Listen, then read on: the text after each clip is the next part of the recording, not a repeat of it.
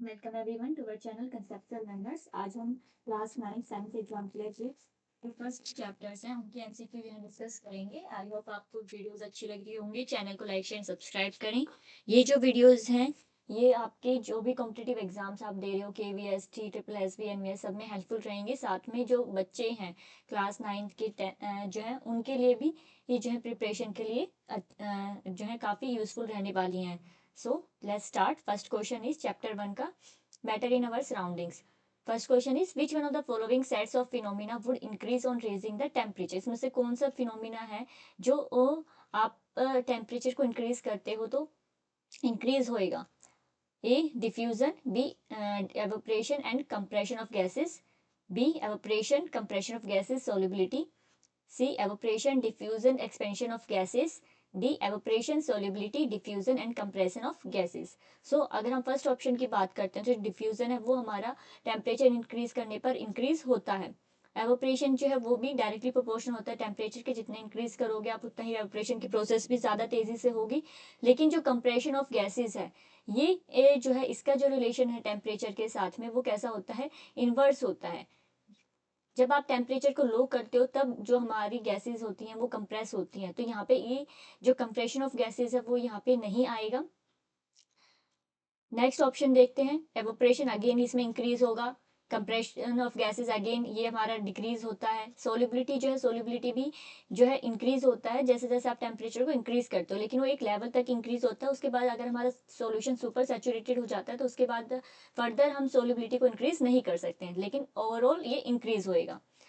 Next is evaporation again increase होगा, diffusion increase होता है। Expansion of gases, expansion of gases जो है वो टेम्परेचर को राइज करने पर इंक्रीज होता है। तो इस ऑप्शन में जो तीनों ही हमें फिनोमिना दिए गए हैं वो उनका टेम्परेचर के साथ डायरेक्ट रिलेशन है, ये डायरेक्ट प्रोपोर्शनल है टेम्परेचर के। तो यहाँ पे ऑप्शन सी जो है हमारा वो करेक्ट रहेगा। So now next question is Seema visited a natural gas compressing unit and found that the gas can be liquefied under specific conditions of temperature and pressure. While sharing her experience with friends, she got confused. Help her to identify the correct sets of condition. So जो natural gas compressing आप देखते हो compress जो होती है उसके लिए जो स्पेसिफिक कंडीशंस होती हैं टेम्परेचर एंड प्रेशर की वो क्या होती हैं। अभी हमने पढ़ा कि जो कंप्रेशन है उसका कैसा रिलेशन है टेम्परेचर के साथ, इनवर्स रिलेशन है। वहीं पे अगर हम प्रेशर का देखते हैं,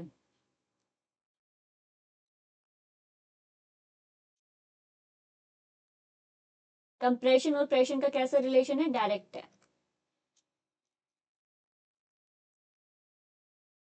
यानी कि जितना लो टेम्परेचर अगर हमारा रहेगा उतना ही ज्यादा कंप्रेशन रहेगा और जितना हाई प्रेशर रहेगा उतना ही ज्यादा कंप्रेशन रहेगा। लो टेम्परेचर एंड हाई प्रेशर ये कंडीशंस होती हैं किसके लिए, किसी भी गैस को कंप्रेस करने के लिए। Low temperature and high pressure, so ये कंडीशंस जो है वो नेसेसरी होती हैं। तो यहाँ पे A option is low temperature and low pressure, B high temperature and low pressure, C low temperature and high pressure. So C option जो है हमारा वो यहाँ पे करेक्ट रहेगा। Now next is the property to flow is unique to fluids, which one of the following statement is correct. So fluids में जो है हम किसको लेते हैं, जो हमारे लिक्विड्स होती हैं और जो गैसेज होती हैं। लिक्विड्स एंड गैसेस किस में आते हैं, हमारे फ्लूइड्स के अंदर आते हैं। Fluid mean tendency to flow, जो उनके पास फ्लो करने की टेंडेंसी होती है, तो लिक्विड ऑब्वियसली फ्लो करते हैं। और साथ में जो गैसेस हैं वो भी मूव करती हैं क्योंकि पार्टिकल्स हैं वो रैंडमली एक दूसरे को स्ट्राइट आउट करते रहते हैं, उनके पास काइनेटिक एनर्जी ज्यादा होती है, तो वो भी फ्लो करने की टेंडेंसी रखते हैं। So A option is only gases behave like fluids, B gases and solids behave like fluids. तो सॉलिड्स जो हैं वो हमारे फ्लूइड्स की तरह बिहेव नहीं करते हैं, उनके बीच में जो इंटरमोलिकुलर फोर्स ऑफ अट्रैक्शन होती है बहुत ज्यादा स्ट्रॉन्ग होती है, जिससे जो पार्टिकल्स होते हैं वो एक दूसरे के साथ स्ट्रॉन्गली अट्रैक्टेड रहते हैं। C option is gases and liquids behave like fluids, yes जो गैसेस और लिक्विड्स हैं दोनों ही फ्लूइड्स की तरह बिहेव करते हैं। So option C is the correct answer. Next fourth, during summer water kept in an earthen pot becomes cool because of the phenomena of. जो समर्स में अर्थन पोट होता है उसमें जो पानी आप रखते हो वो ठंडा हो जाता है, वो किस फिनोमिना की वजह से होता है। A diffusion, B transpiration, C osmosis and D evaporation. So diffusion में high concentration to lower concentration जो मूवमेंट है वो होती है, ट्रांसपिरेशन जो होता है, ट्रांसपिरेशन आपको प्लांट्स में देखने को मिलता है, जो स्टोमेटा से जो वाटर वेपर की फॉर्म में जो वाटर है वो रिलीज होता है। ऑस्मोसिस जो है वो सेमी पेरिमेबल मेम्ब्रेन के थ्रू होती है, जिसमें low concentration to high concentration movement होती है। एंड इवोपरेशन जो है ये हमेशा क्या कोज करता है, कूलिंग इफेक्ट कोज करता है। तो इसी वजह से जो समर्स में आप पानी रखते हो अर्थन पोर्ट्स में, वो ठंडा हो जाता है। तो यहाँ पे ऑप्शन जो डी है वो यहाँ पे करेक्ट रहेगा। Next, a few substances are arranged in the increasing order of forces of attraction between their particles. Which one of the following represents a correct arrangement? तो अगर हम increasing order of force of attraction देखते हैं, तो increasing order में force of attraction में सबसे पहले जो फोर्स ऑफ अट्रैक्शन है वो सबसे कम होता है गैसेस में, उसके बाद आते हैं हमारे लिक्विड्स, एंड देन आते हैं हमारे सॉलिड्स। सो ये जो है ऑर्डर रहता है, इंक्रीजिंग ऑर्डर जो है, इस तरह से फोर्स ऑफ अट्रैक्शन हमारा इंक्रीज होता है। नाउ ऑप्शंस में क्या हमारा, A water, air, wind, B air, sugar, oil, C oxygen, water, sugar, D salt, juice and air. अब ए ऑप्शन में वाटर भी हमारा लिक्विड है, एयर गैस है एंड विंड भी गैस है। नेक्स्ट बी में देखते हैं तो एयर हमारा गैस आता है, शुगर हमारा सॉलिड है, ऑयल हमारा लिक्विड है। तो इसमें तीनों है, लेकिन जो ऑर्डर है वो करेक्ट नहीं है। सी ऑप्शन में ऑक्सीजन हमारी गैस है, वाटर लिक्विड है एंड शुगर सॉलिड है। तो इसका जो ऑर्डर है फोर्स ऑफ अट्रैक्शन का वो एकदम सही है। एक लास्ट ऑप्शन भी देखते हैं, सॉल्ट हमारा सॉलिड है, जूस लिक्विड है, एयर गैस है। सो ऑप्शन सी जो है हमारा वो यहाँ पे करेक्ट ऑप्शन रहेगा। Next, on converting 25 degree Celsius, 38 degree Celsius and 66 degree Celsius to Kelvin scale, the correct sequence of temperature will be। जब आप कन्वर्ट करते हो टेम्परेचर को स्केल से केल्विन स्केल में, तो करेक्ट सीक्वेंस क्या रहेगा टेम्परेचर का। तो अगर आपको केल्विन स्केल में टेम्परेचर को कन्वर्ट करना है तो आप क्या करते हो, डिग्री सेल्सियस में आपका टेम्परेचर होता है, साथ में उसमें हम 273 जो है वो ऐड करते हैं। तो फर्स्ट जो है 25 डिग्री सेल्सियस है, इसको आपको कन्वर्ट करना है, तो ये कितना हो जाएगा, 25 डिग्री सेल्सियस प्लस 273, ये आपका कितना आएगा, 298 के। Next one is 38 degree Celsius, इसको जब आप केल्विन में कन्वर्ट करोगे ये कितना हो जाएगा आपका,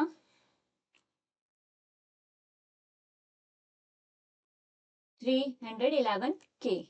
नाउ 66 डिग्री सेल्सियस को कन्वर्ट करोगे, ये आपका कितना हो जाएगा,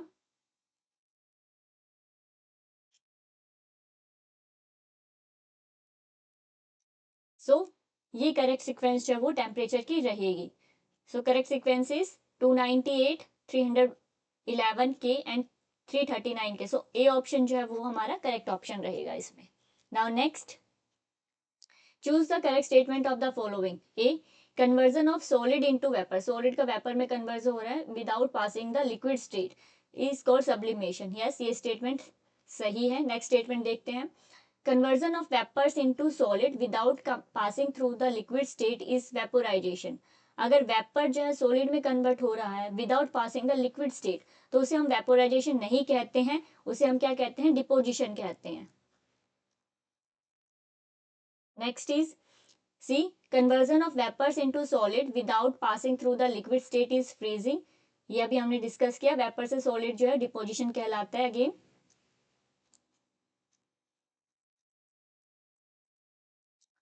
next question D is conversion of solid into liquid is called sublimation. So ये स्टेटमेंट पे हमारी गलत है। तो ओनली जो ए स्टेटमेंट है हमारी, solid conversion of solid into vapour without passing through the liquid state is called sublimation. So A option जो है वो हमारा करेक्ट रहेगा यहाँ पे। Next, eighth question, the boiling points of diethyl ether, acetone and n butyl alcohol are 35 degree Celsius, 56 degree Celsius and 118 degree Celsius respectively। Which one of the following correctly represent their boiling points in Kelvin scale? Again हमें Celsius को kelvin scale में convert करना है, तो इसका formula अभी हमने किया था, डिग्री सेल्सियस प्लस 273 के। तो यहाँ पे अगर फर्स्ट उसको हम कन्वर्ट करते हैं 35 डिग्री सेल्सियस को, तो कितना आएगा, डिग्री सेल्सियस प्लस 273, ये आ जाएगा आपका 308 K. Next one is 56 degree Celsius.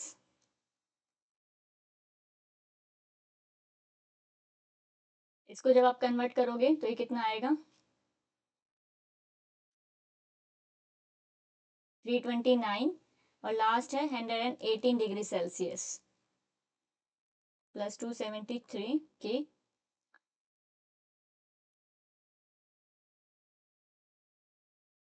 सो ये सीक्वेंस यहाँ पे रहेगी, यहाँ पे ये 3 आएगा 391 के. सो 308, 329 एंड 391. सो ऑप्शन सी जो है आपका वो यहाँ पे करेक्ट रहेगा. Next 9th question, which condition out of the following will increase the evaporation of water. इसमें से कौन सी कंडीशन जो है एवोपरेशन को इंक्रीज करेगी? A, increase in temperature of water. Yes, evaporation और टेम्परेचर जो है वो डायरेक्टली प्रोपोर्शनल होते हैं. जैसे जैसे एवोपरेशन इंक्रीज होएगा वैसे वैसे जो एवोपरेशन है वो भी इंक्रीज होता है. Next B, decrease in temperature of water. ये स्टेटमेंट सही नहीं है. Less expose surface area of water, ये भी नहीं है. एवोपरेशन और सरफेस एरिया का डायरेक्ट रिलेशन होता है, डायरेक्टली प्रोपोर्शनल होते हैं. तो जितना ज्यादा सरफेस एरिया उतना ज्यादा एवोपरेशन.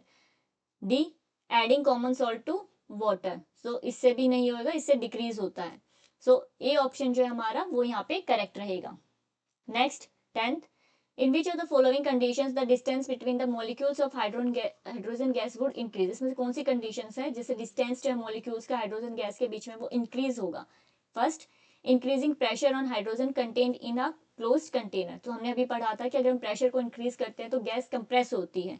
तो यहाँ पे अगर हम इंक्रीज कर रहे हैं प्रेशर को हाइड्रोजन के ऊपर तो वो जो है इंक्रीज नहीं होगा, उनके बीच का जो डिस्टेंस है वो जो है डिक्रीज होगा. तो ये स्टेटमेंट गलत है हमारी, वो कंप्रेस होएगी इसमें. Next, some hydrogen gas leaking out of the container. Yes, ये स्टेटमेंट सही है क्योंकि अगर आप कुछ हाइड्रोजन गैस को जो है लीक कर देंगे तो जो अगर आपका ये कंटेनर है इसमें से कुछ जो मॉलिक्यूल्स हैं वो बाहर चले जाएंगे. सपोज ये हमारे पास हाइड्रोजन के मॉलिक्यूल्स हैं और इसमें से कुछ बाहर आ गए तो इस कंटेनर में कुछ मॉलिक्यूल्स रह जाएंगे और जो थोड़े बहुत रह जाएंगे उनको ज़्यादा स्पेस मिलेगा. तो इससे जो डिस्टेंस है मॉलिक्यूल्स के बीच में वो इंक्रीज होगा. Next, increasing the volume of the container of the gas. Yes, अगर आप इंक्रीज कर देते हो, साइज बढ़ा देते हो कंटेनर का और बड़ा साइज कर देते हो तो उससे भी जो है आपके डिस्टेंस जो है हाइड्रोजन के मॉलिक्यूल्स के बीच में वो इंक्रीज होगा. तो ये स्टेटमेंट भी सही है. Next, adding more hydrogen gas to the container without increasing the volume of the container. अगर आप और हाइड्रोजन गैस को ऐड कर देगा इसी कंटेनर के अंदर लेकिन तब उनका जो बीच लेकिन उसकी वॉल्यूम को इंक्रीज नहीं कर रहे हो, कंटेनर का साइज उतना ही है, छोटा ही है, तो उससे जो है इंक्रीज नहीं होगा डिस्टेंस, उससे डिक्रीज होगा. सो हमारी जो स्टेटमेंट सेकंड और थर्ड है वो यहाँ पे करेक्ट है. सो ऑप्शन सी है हमारा, यहाँ पे ये करेक्ट रहेगा. Now next question is match up. Match the physical quantities given in column A to their SI units in column B. So pressure की यूनिट क्या है? SI unit is pascal. Temperature की केल्विन. डेंसिटी की kilogram per cubic metre. Mass kilogram and volume की cubic metre. तो ये sequence यहाँ पे रहेगी. Now next question, SI and non-SI and SI units of some physical quantities are given in column A and B. Match the units belonging to the same physical quantity. So non-SI और SI units हमें given है, उनको matchup करना है. So degree Celsius temperature की है, यहाँ पे केल्विन जो है वो टेम्परेचर की यूनिट है, दोनों ही टेम्परेचर की है. सेंटीमीटर लेंथ की है, मीटर अगेन लेंथ की है. ग्राम पर क्यूबिक पर सेंटीमीटर क्यूब ये डेंसिटी की है नॉन एसआई. किलोग्राम पर मीटर क्यूब ये एसआई यूनिट है डेंसिटी की. बार पास्कल की प्रेशर की and pascal is again pressure की. मिलीग्राम एंड किलोग्राम ये दोनों मास की यूनिट्स हैं. सो यहाँ पे हमारी नॉन एसआई यूनिट्स हैं ये और ये एसआई यूनिट्स हैं. अगर आप क्वांटिटी देखोगे तो किलोग्राम मास, ये प्रेशर, मीटर जो है वो लेंथ है, केल्विन टेम्परेचर एंड किलोग्राम ये डेंसिटी पर मीटर क्यूब. सो यहाँ पे ये सीक्वेंस रहेगी. Now next chapter 2, which of the following is matter around the sphere. First question, which of the following statement are true for pure substance, pure substance के लिए कौन सी जो स्टेटमेंट है वो करेक्ट है। First is pure substance contain only one kind of particles, जो pure substance होती है उसमें एक ही तरह के पार्टिकल्स आपको देखने को मिलते हैं, ये स्टेटमेंट सही है। नेक्स्ट, प्योर सब्सटेंस में हैव कंपाउंड्स और मिक्सचर्स, प्योर सब्सटेंस में कभी भी जो है मिक्सचर्स नहीं आते, ये स्टेटमेंट गलत है। Third, pure substance have the same composition through out, ये प्योर सब्सटेंस में एक ही तरह के पार्टिकल्स होंगे तो उनकी जो कंपोजिशन है वो भी सेम रहती है, ये स्टेटमेंट भी सही है। Next, pure substances can be exemplified by all elements other than nickel, ये स्टेटमेंट गलत है क्योंकि जो निकल है वो भी हमारा एलिमेंट है, एक प्योर सब्सटेंस है। सो स्टेटमेंट 1 एंड 3 जो है वो करेक्ट है यहाँ पे। सो बी ऑप्शन जो है हमारा वो करेक्ट रहेगा यहाँ पे। Next, rusting of an article made up of iron is cold, जो रस्टिंग है अगर आप किसी आर्टिकल की कर रहे हो जो कि आयरन का बना हुआ है तो उसे हम क्या कहते हैं, कोरोजन कहते हैं, और वो कैसा चेंज है, केमिकल चेंज है। So A is corrosion and it is a physical as well chemical change, physical नहीं होता है, ओनली केमिकल चेंज होता है। B dissolution and it is physical change, ये भी नहीं है। C corrosion and it is a chemical change, yes, option C जो है वो हमारा करेक्ट रहेगा। Next question third, a mixture of sulphur and carbon disulphide is, so जो सल्फर होता है वो कार्बन डाइसल्फाइड में सोल्यूबल होता है, एक ट्रू सॉल्यूशन की फॉर्मेशन करता है, तो यहाँ पे आपको कैसे सॉल्यूशन देखने को मिलेगा, homogeneous, sulphur is soluble in carbon disulphide.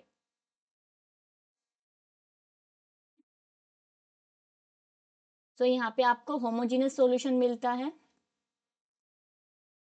और ये जो है टिंडल इफेक्ट, जो ट्रू सॉल्यूशन होते हैं वो होमोजेनस इसको शो नहीं, टिंडल इफेक्ट को शो नहीं करते हैं।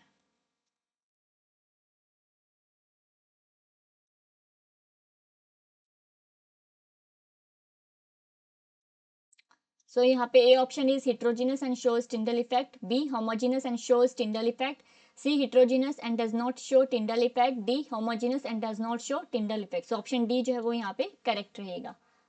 Now next question is fourth, tincture of iodine has antiseptic properties, this solution is made by dissolving। so tincture of iodine जो है उसकी antiseptic properties होती हैं, और वो कैसे बनता है, जब हम tincture और जो iodine है उसको इथाइल अल्कोहल में डिजोल्व करते हैं, उसका सॉल्यूशन प्रिपेयर करते हैं। तो A option is iodine in potassium iodide, B iodine in Vaseline, C iodine in water, and D iodine in alcohol. So D option जो है हमारा वो करेक्ट रहेगा। Next fifth, which of the following are homogeneous in nature, इसमें से कौन से जो है होमोजीनस है नेचर में, first ice, second would, third soil and fourth air. So ice and air ये होमोजीनस सॉल्यूशन बनाते हैं, होमोजीनस है नेचर में, जबकि वुड और सोल जो है होमोजीनस नहीं है। So first and fourth option, C जो ऑप्शन है हमारा वो यहाँ पे करेक्ट रहेगा। Sixth, which of the following are physical change, इसमें से कौन सा फिजिकल चेंज है, first melting of iron metal, second rusting of iron, third bending of an iron rod, fourth drawing a wire of iron metal. तो यहाँ पे जो second option है वो हमारा केमिकल चेंज है, रस्टिंग अभी हमने पढ़ा था, और बाकी सारे ही क्या है हमारे फिजिकल चेंज है।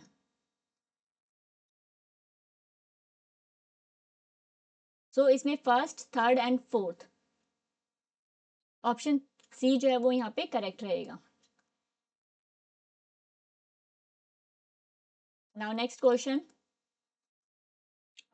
Seventh, which of the following are chemical change, इसमें से कौन सा केमिकल चेंज है, first decaying of food, second burning of food, third sawing of food, fourth hammering of a nail into piece of food.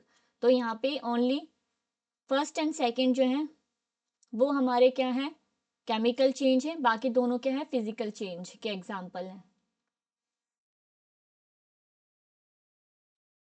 और ये दोनों किसके example हैं, फिजिकल के।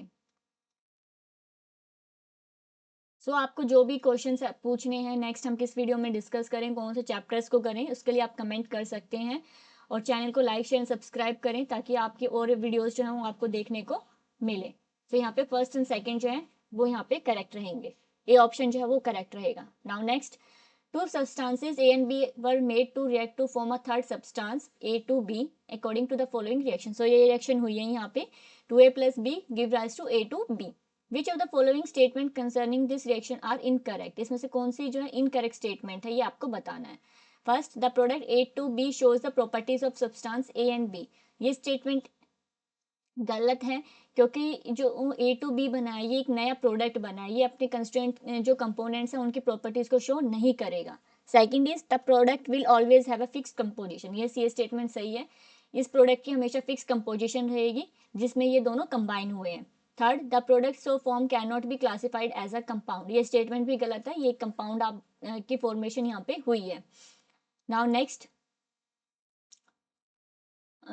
Fourth, the product so formed is an element, यहाँ पे ये element नहीं है, ये कंपाउंड बना है, तो ये स्टेटमेंट भी गलत है, तो यहाँ हम से इनकरेक्ट पूछा गया था, तो first third and fourth statement जो है वो गलत है, सो ऑप्शन सी जो है हमारा फर्स्ट थर्ड एंड फोर्थ ये यहाँ पे करेक्ट ऑप्शन रहेगा। नेक्स्ट लास्ट क्वेश्चन है इस चैप्टर का ये, two chemical species X and Y combine together to form a product P which contains both X and Y, यहाँ पे ये रिएक्शन आप हुई है, X and Y can not be broken down into simpler substances by simple chemical reaction, यानी कि x and Y हमारे पास elements हैं जिनको हम फर्दर ब्रेक डाउन नहीं कर सकते हैं।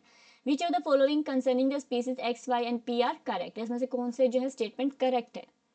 First, P is a compound, yes P यहाँ पे कंपाउंड बना है क्योंकि एक्स वाई ने रिएक्ट करके पी की फॉर्मेशन की है यहाँ पे।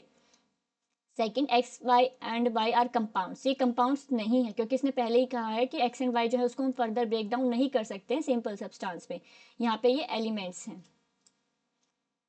Third, X and Y are elements, yes. And fourth is P has a fix composition, yes P की फिक्स कंपोजिशन रहेगी, तो यहाँ पे फर्स्ट थर्ड एंड फोर्थ जो स्टेटमेंट है वो यहाँ पे करेक्ट है, तो first third and fourth D option जो हमारा वो करेक्ट रहेगा। सो आई होप आपको वीडियो अच्छी लगी होगी, चैनल को लाइक शेयर सब्सक्राइब करें। Thank you.